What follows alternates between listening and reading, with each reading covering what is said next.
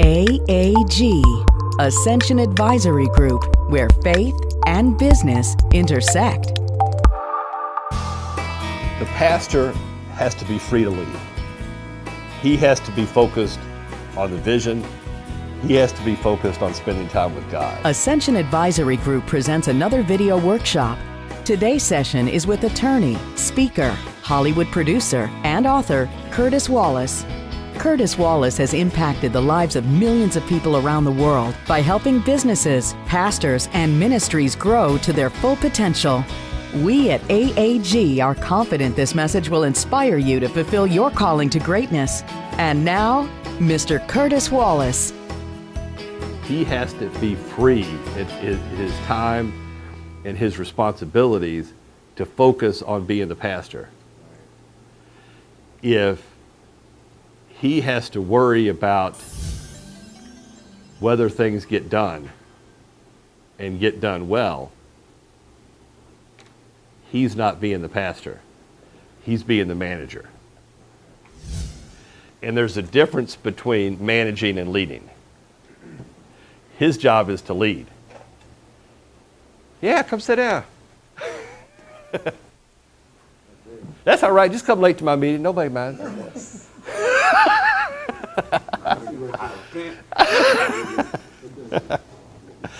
But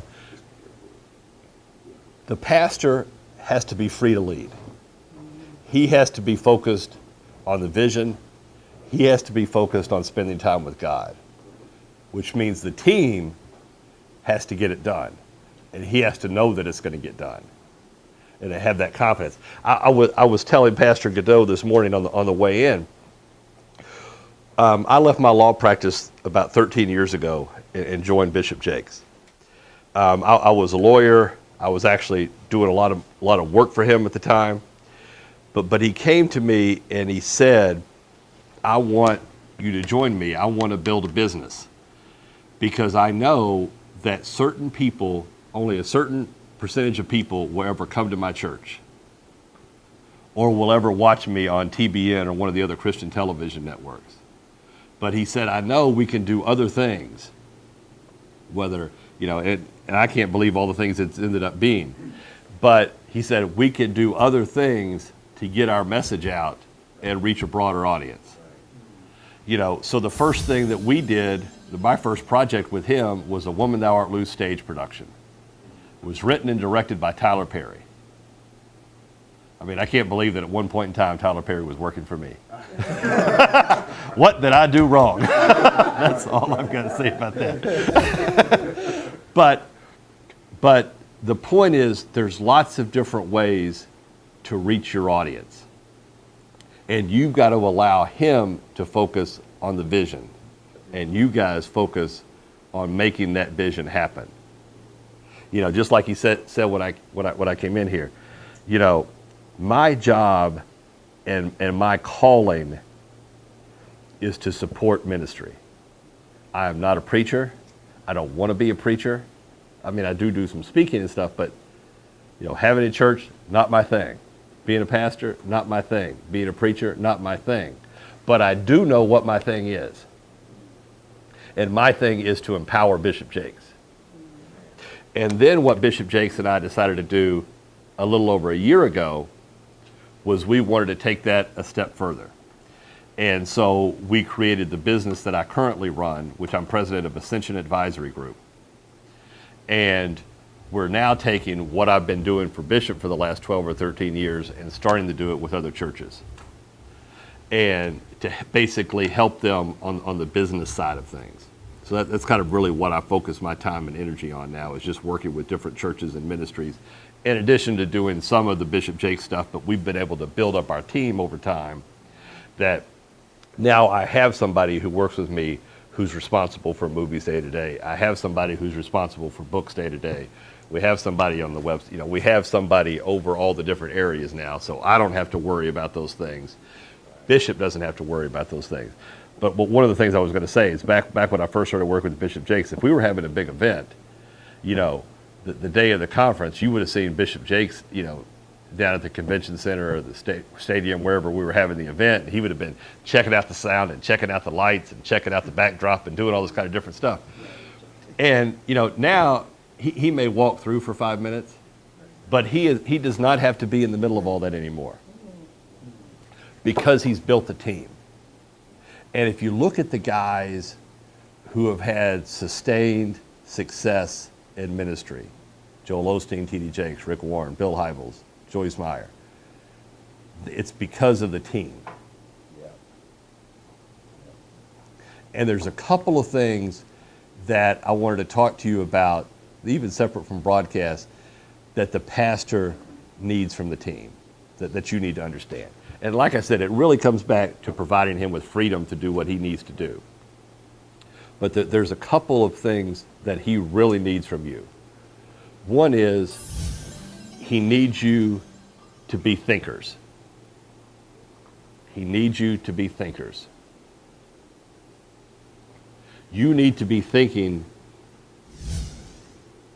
what's the next thing we can be doing? How can we make this better? It's something Bishop Jakes challenges our leadership team with all the time. He pulled us together in January. He said, I need you to think about what's next for this ministry. Where are we going to go? What is possible? Those that you need to be thinking for this ministry. One of the great things about God is he made all of us unique.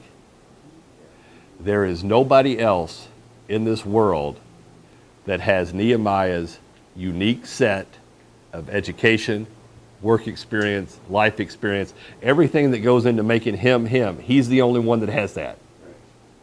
Now, if you think about that, that means he's the only one that has his unique perspective. So God has given him a perspective that nobody else has. He needs to use that for the ministry and not be afraid to use that for the ministry. Not think that you don't have anything to offer because you do, because you have that unique perspective. So he needs thinkers.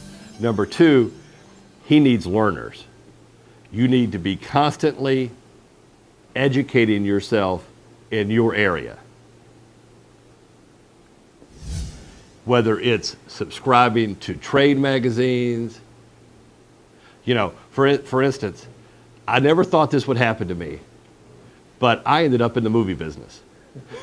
And, if you would have asked me 15 years ago when I was practicing law, if I would have ever had anything to do with Hollywood, I wouldn't think that I would even ever attend a Hollywood movie premiere, much less be the guy walking down the red carpet getting interviewed. But I produced 5 feature movies. So when we were doing the stage play and people started approaching us about making a movie, I had to go educate myself on the film business, which means I subscribed to Hollywood Reporter. I subscribed to Variety. I was reading those things online every day. I still read IMDb Pro online every day to see the latest happenings in the business and to see what's going on. Going to conferences, going to events, getting around people who know what they're doing in that business, learning from every situation. Because you have to constantly be making yourself better. I told Pastor Godot this morning, I met Bishop Jakes when he very first came to Dallas. And I was the lawyer for the seller of the church when he was the buyer. And that's how I very first met him. So I've known him since he first came to Dallas. When he moved to Dallas, he brought 50 families with him from West Virginia. Now, his very first employee in West Virginia was a lady named Beverly Robinson. She's Bishop's executive assistant. Has been from the very beginning, it still is today. The reason she's still in that job is that as Bishop Jakes is elevated, she has elevated herself. Because when she was in West Virginia, she was a typical church secretary. Maybe booking speakers and keeping his schedule and things like that. Today, Beverly's day may end up talking to the White House, the governor's mansion in Texas, a CEO from Sony, she has had to elevate her game as the ministry has elevated. She was able to do that because she's a constant learner. Now, Beverly has her own organization where she is now out teaching other people to do what she has done. So you've got to be a constant learner. There are also other people among those first 50 families, and they've had the dedication, and they've had the loyalty and everything else. But some of them are no longer with the ministry, or some of them, their positions have been changed because they haven't changed. Wow. We had to change their position because they didn't change. They didn't make themselves better. And our organization is not what it was when it was in West Virginia. And so as that organization has grown and developed and become more sophisticated, so has our staff. So you've got to be constantly learning. You know, if you're the broadcast guy, I mean, you know, then I'm assuming that you're the nerd who's out there learning what the latest camera is that came out last week. Not that you necessarily need to buy it, but you need to know what it does. You know, I don't know anything about cameras, but I know how to find people who do. So, but, you know, you've got to be, whatever your area is, you need to be constantly learning and constantly exposing yourselves to what other people are doing. You know, I think it is, you know, one of the problems that we tend to have in church sometimes is we get so caught up in doing this here, because we're here, we're busy, that we don't have time and we don't take the time to get out and see what others are doing. You know, and that's one of the things I love about what I do is because I get to go to so many different churches, I get to see what everybody's doing.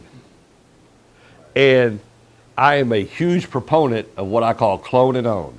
Clone and own. If you go somewhere else and see somebody doing something great, take it back home and put it in place.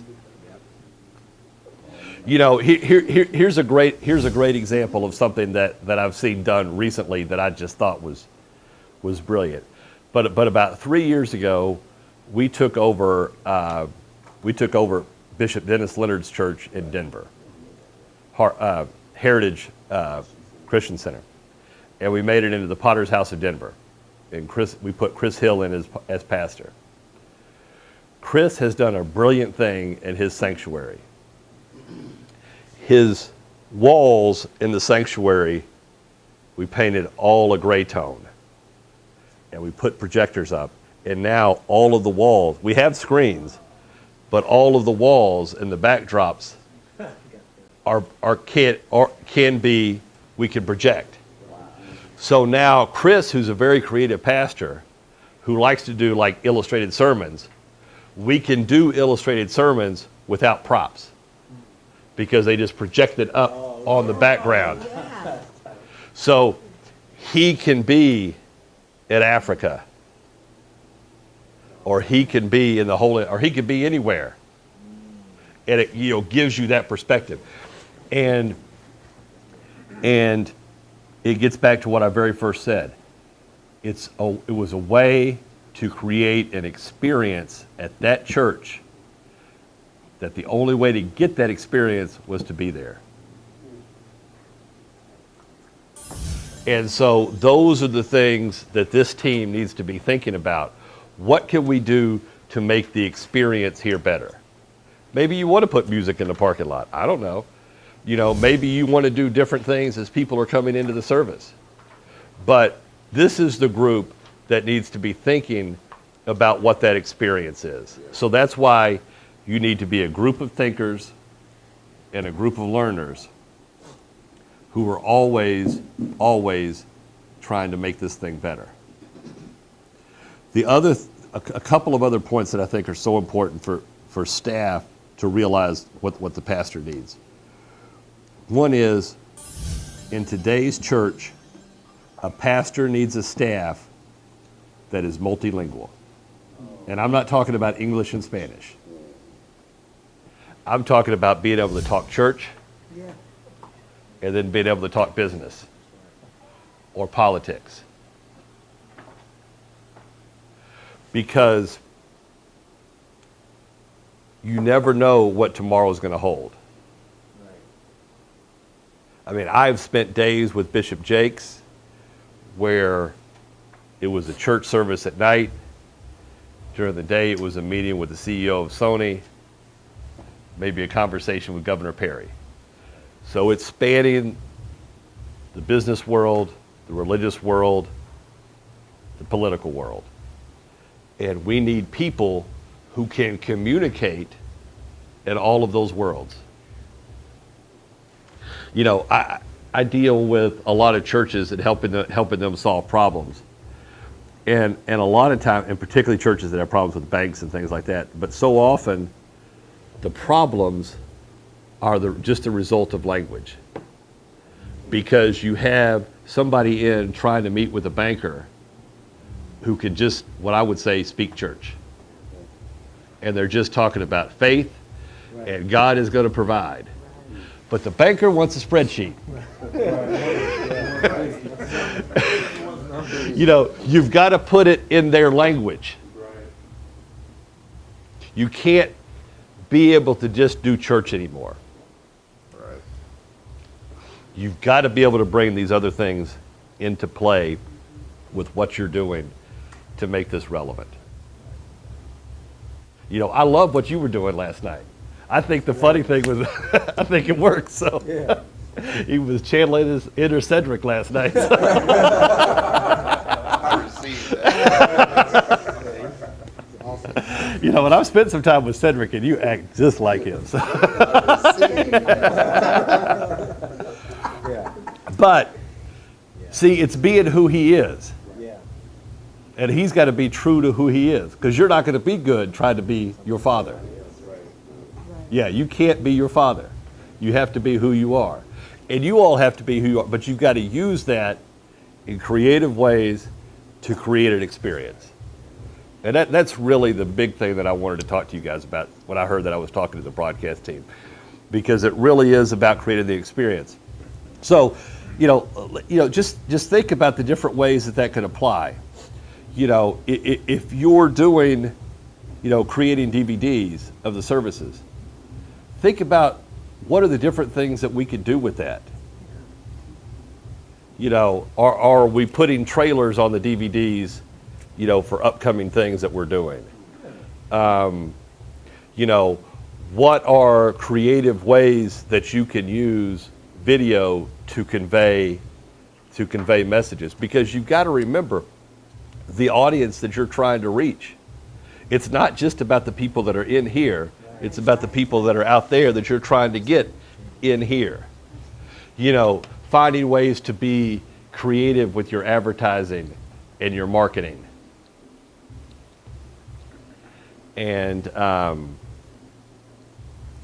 you know, like I remember, I think this was a couple of years ago in Florida. We did our Pastors and Leaders Conference. And the theme of the conference was, you know, the mission is not impossible. And so we created these commercials that were all like Mission Impossible light, you know. You know, here's your assignment if you choose to accept it, you know, that kind of thing.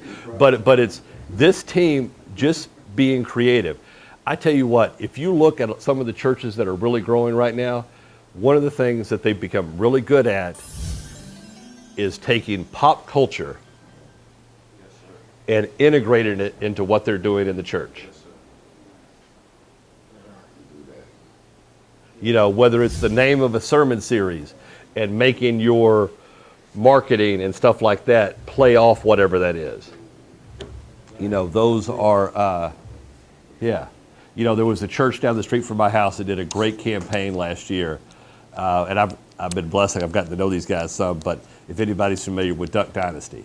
Oh, God. So they did a whole thing around Duck Dynasty and building your dynasty. You know, and but you know, take advantage of what's already out there in pop culture and find ways that you can apply it in the church. I think that stuff like that could be so impactful. You know, really giving thought to how you're to how you're doing your social media stuff.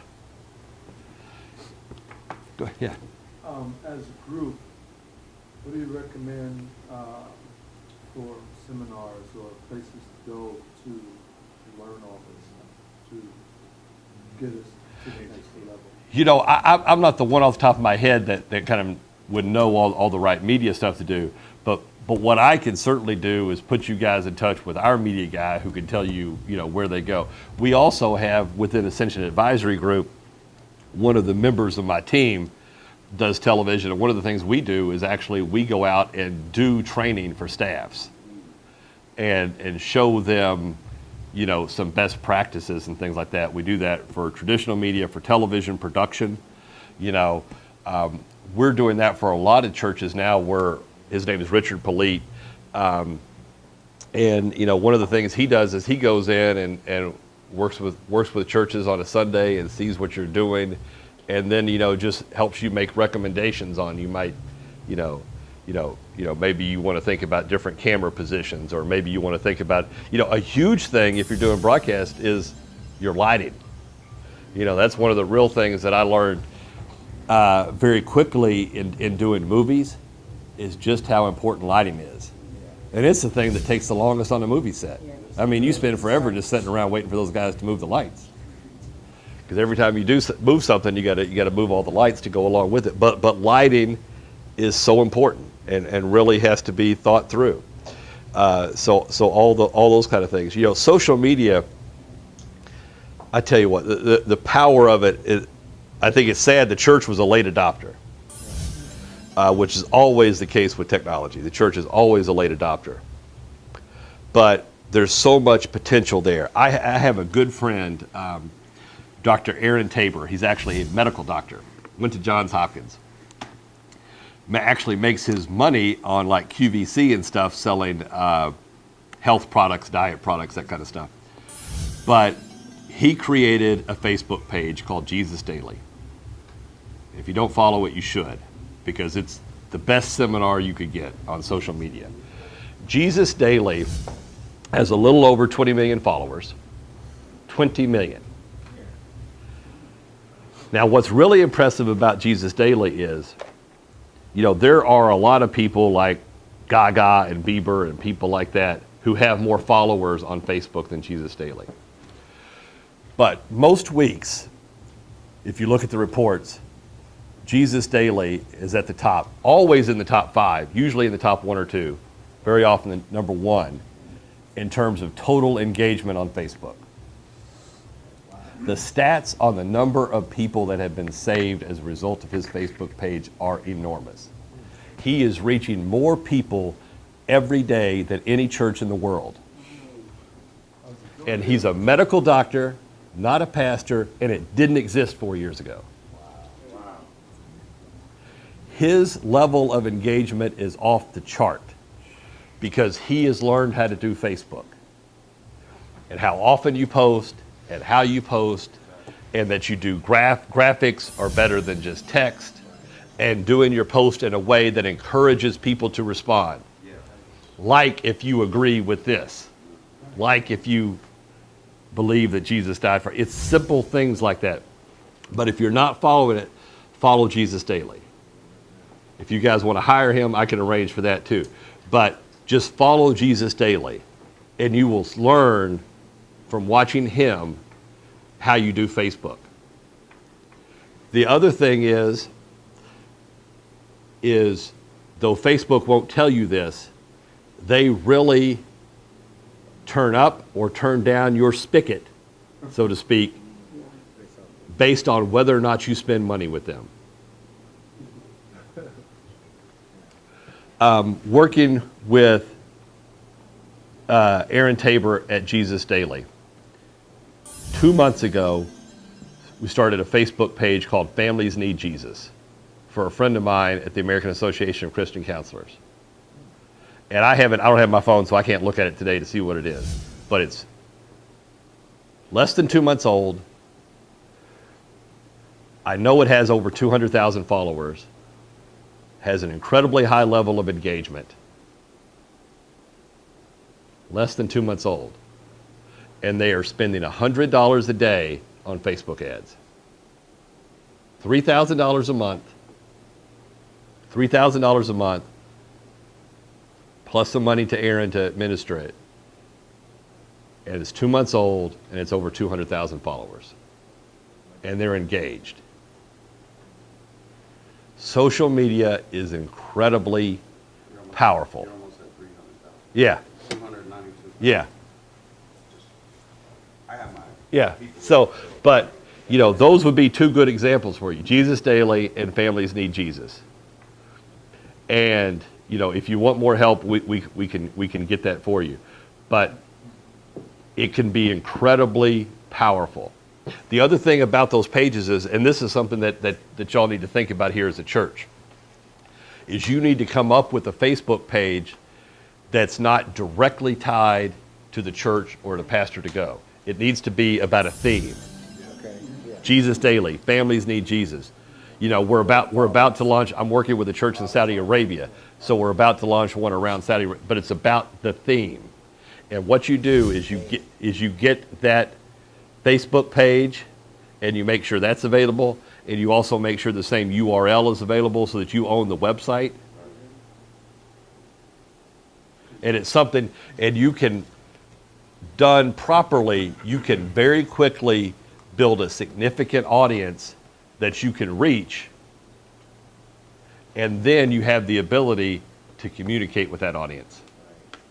You link it to Calvary Christian Center? Yeah, you absolutely would, like on the website and stuff like that. So yeah. So it's like you're creating another culture. Yeah, yeah, that's right. Because people on social media, we have learned, respond really well around causes and themes, much better than they respond around individuals or organizations. Yeah. So for instance, with American Association of Christian Counselors owns Families Need Jesus. That's their thing, and they have a related website and stuff like that. So they now have this messaging tool, this ability to reach these 300,000 people. So we would have never gotten to 300,000 people this quickly if it was about Tim Clinton or the American Association of Christian Counselors. Because, it doesn't, you don't have to like Tim Clinton to like the fact that families need Jesus. You don't have to agree with his theology. You don't have to agree with his denomination. You don't need to know what he does. Or you don't need to know who he is or what he does. So, You've rallied around a concept. And so it's a couple of posts a day on, you know, and y'all can just look at them.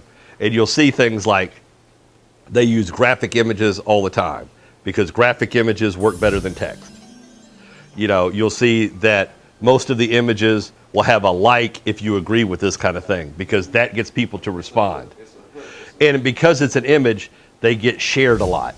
And that's what's really powerful about social media, is when your stuff gets shared. Because here's the secret about people. We all want to appear to be deeper than we are. At all times. And so when you find that little smart thing on Facebook, you know, you'll share it or put it out there or whatever because it reflects on you. And that's a power in all that. You know, the things that I see a lot in churches are, one thing is you will see, and this is very common, because so many churches, particularly African American churches, were started by the pastor.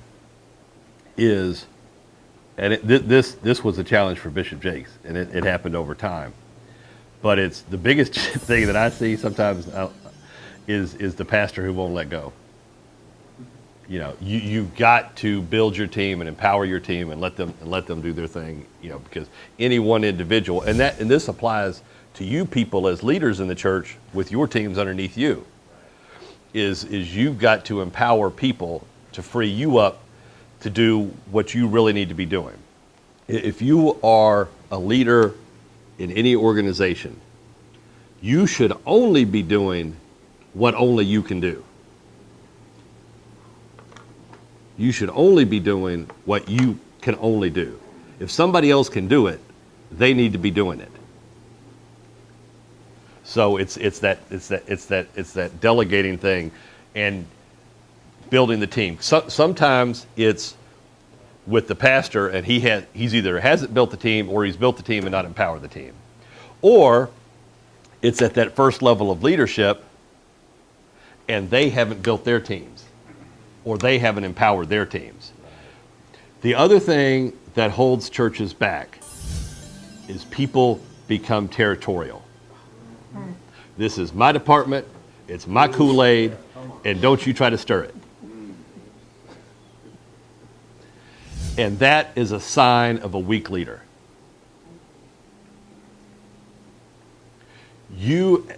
One of the things that's a really big issue is we need more what I call 360 thinking in the church. Businesses do this, churches tend to not. It's not just about, if we're going to do a big initiative, it's not just about how does it affect the media department. It's how does it affect the budget and finance? How does it affect the marketing group? How does it affect this group over here? It's 360 thinking. So one of the things that I put in place about 10 years ago, and I think it's been one of the best things we've done, and I put this in place 10 years ago. Every January, we have what I call my annual strategy meeting that I host. And it's all of the leaders from both TDJ Enterprises and the Potter's House. Like everybody who's running a department is there. All the pastors are there. And then everybody we do business with is there. So Sony Pictures is there. Our music partners are there. Our publishing partners are there. Everybody we're doing business with is there. And we talk about the year. This is what the year, we do a quick review on what we did last year, so everybody's up to speed on that. And we spend our time talking about the next year. This is what we're planning. These are what the big initiatives are, so that everybody within the entirety of our world knows where we're trying to go, and then we find ways to work together. Because see, the leader, Pastor Godot, Bishop Jakes, is a limited resource.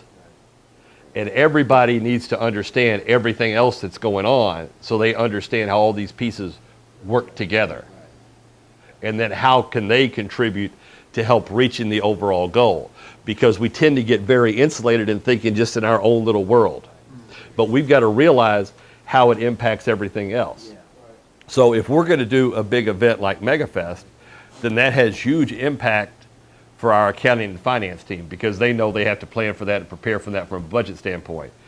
It affects television because it's going to take television time to market and promote that. It's going to impact marketing. It's going to impact the guys who are developing products. So, because now we've got to develop the products that we're going to sell at the event. So it's all these things coming together and having that 360 approach, and not knowing anything about your specific situation and what the product is and what it isn't and all those kind of things. If the issue is trying to drive it, then that comes back, to marketing. Here's one of the things that and we're not as good on this as we should be at all. But one of the things that drives me nuts when I go to most church websites and looking at the resource section and the products is you don't really tell me anything. So I would really look at what you're telling me about those products. So if you want, here's the way I'll say this. I learned a great lesson one time. Me and Bishop Jakes were working on the movie Jumping the Broom. And we were in LA at Sony to interview directors. And we'd gotten there, we'd flown in from Dallas that morning, so we were there early for the meeting, and we're waiting for everybody else to get there to start doing the interviews. And this guy that some of y'all may have heard of, his name's Will Smith. Anyway, our executive at Sony who works with us on our projects is also the executive on all the Will Smith stuff. And Bishop and Will Smith are friends. And so Will Smith heard that we were on the lot, and he came over and sat down with us for a while before our meeting and before his meeting. And he gave us a great piece of advice. And this applies in so many ways, but it's particularly applicable to your question. He said, you guys need to remember something. He said, this is the most important lesson that I learned in my movie career. I learned I am not in the movie making business. I'm in the trailer making business. Wow. Because it doesn't matter how good my movie is. Right. If my trailer can't motivate you to go see it. That's right. It's not about how good is that 2-hour movie. I mean, that does matter at the end of the day. But what really matters is the 2 minutes. So what is the trailer that you're giving to your products? So whether it's a trailer for an individual product or something overall that you're generating that's on your website, that's on your, what are the videos that you're creating that you're showing in the service? What is the trailer? And is that trailer doing a good job to sell the organization and to sell the product? Because it's all about that short thing that you create. Because that's what's going to motivate. That's why a dust jacket for a book cover is so important. It's more important than what's in the book. Because it doesn't matter how good my product is if nobody buys it or nobody reads it. And so that's why publishers spend so much emphasis on the cover. That's why movie companies, and these guys are brilliant, I don't know how they do it, but Sony has a whole department, and their job is to make trailers. Is they take all that footage that the director gave them from that movie and slice it together and put the message with it. So they've got to figure out who's the audience for this movie. What's that audience going to respond to? What are the messages that we need to convey in this trailer that we can get out of the movie to convey that message? It's a real science. Then they go out and they actually test their trailers, because they've got so much money invested in them. So they take their trailers out to audiences and get responses and find out, okay, first they'll send us 3 or 4 different versions of the trailer. And all the producers stuff, well, we like that one, we like this one. And then they'll send them out and okay, this one tested this way, this one tested this way, this one tested this way. And then you decide what you're going to go with. But this group needs to really focus on what the trailers are that you're presenting. And see, that applies to even things like social media. You've got all these hundreds of people attending church here every day, every week. Well, the average person has 200 or 300 friends on Facebook. So if you're putting out things here every week that are easy for your people to get and to share, you could spread that trailer. So if 1,000 people in church on a weekend were to share something with 200 of their friends, you just impacted 200,000 people through a little short 30-second video, if it's the right video that people will respond to. We hope this message inspired you to fulfill your calling to greatness. For more information about our services, just contact us or just visit our website. Once again, thank you for taking the time to watch another Ascension Advisory Group video workshop where faith and business intersect.